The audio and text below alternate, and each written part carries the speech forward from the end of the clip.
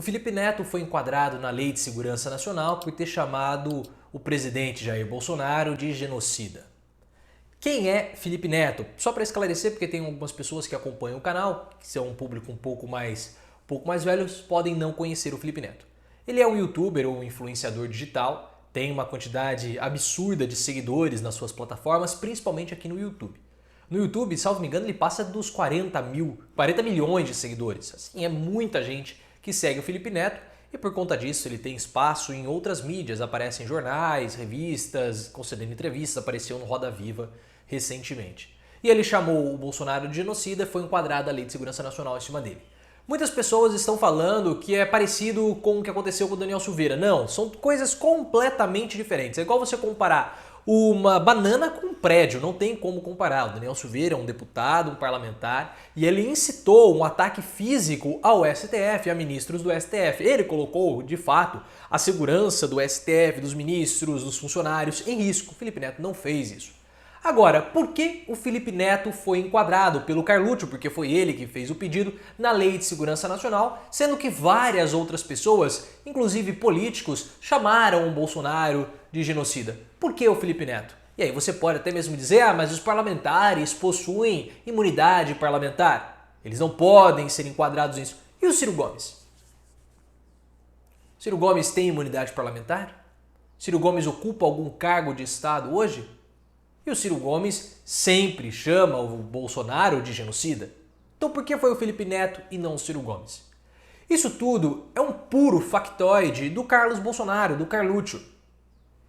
Essa intimação ao Felipe Neto, ela chegou justamente no dia em que saiu uma reportagem no UOL mostrando quebra de sigilo de 100 pessoas e algumas dessas pessoas com ligação com o Carluccio e com o Jair Bolsonaro, mostrando que ambos estavam ligados ao esquema das rachadinhas do Flávio Bolsonaro, do gabinete do Fabrício Queiroz.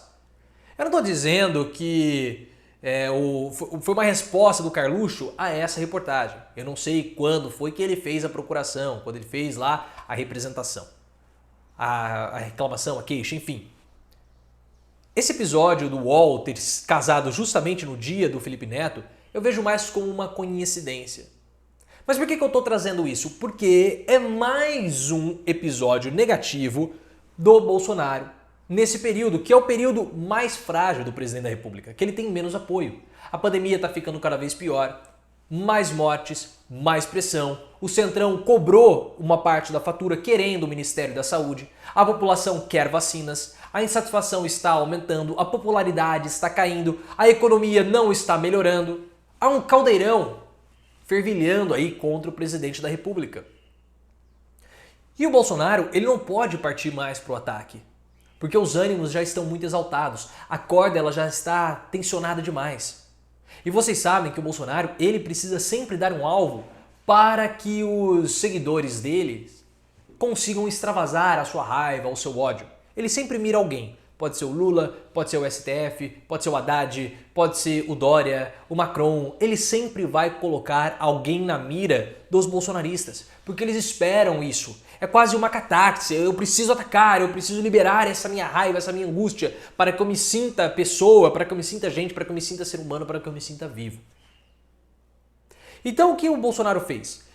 Ou o Carluccio, que organiza todas essas estratégias. Já que eu não posso atacar nenhuma instituição da República, porque senão eu posso me dar muito mal, ainda mais nesse momento, e percebendo que essa mudança no Ministério da Saúde, tudo bem que entrou lá vou chamar ele de Quiroga, que é o goleiro do Peru, né? Entrou ali o Quiroga, não é bem parecido. Não vai mudar muito o que o Eduardo Pazuello fez, ou pelo menos inicialmente não, é necessário que haja uma mudança de postura do Bolsonaro.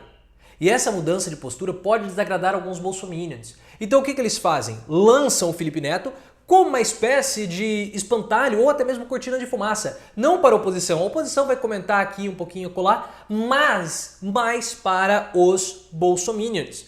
E por que o Felipe Neto? Porque o Felipe Neto ele é uma espécie de alvo fácil pelo tamanho que ele tem. Se você quiser crescer em alguma rede social, principalmente aqui no YouTube, você tem que atacar o Felipe Neto. Muitos, mas muitos cresceram, ganharam inscritos dessa forma. Porque é alguém que tem destaque, causa muita comoção, mas também causa muita raiva. Então ele é um alvo muito tranquilo para os bolsonaristas atacarem. Eles odeiam o Felipe Neto. Odeiam ele. Então, com o Carluxo colocando o Felipe Neto na jogada, ele tira um pouco da atenção da situação que o Bolsonaro está vivenciando nesse momento, seja por parte da oposição. Então a oposição se concentra nisso, eu estou fazendo um vídeo falando sobre essa situação do Felipe Neto. Só que mais do que a oposição, os próprios bolsominions, eles se concentram no Felipe Neto, tem um alvo para atacar, ele se distrai e o Bolsonaro pode mudar talvez um pouquinho o seu comportamento com relação à pandemia. O novo ministro que vai ser nomeado ainda não foi, então a gente sempre tem que ficar com o pé atrás. Ele mostrou que sinaliza junto com o Bolsonaro a respeito de cloroquina, vacina, distanciamento social, lockdown, mas pode ser que esse seja um posicionamento inicial e que na verdade ele seja no dia a dia bem diferente do que foi o Pazuello. Nós não sabemos. Vamos esperar para ver. Só que isso do Felipe Neto é um puro factoide. Eu acredito que vocês que me acompanham aqui no canal estavam muito cientes disso, porque a gente entende esse comportamento, principalmente o comportamento do Carluxo. Se você gostou, clique no botão de gostei, ative as notificações e me siga também no Twitter, @profileooficial.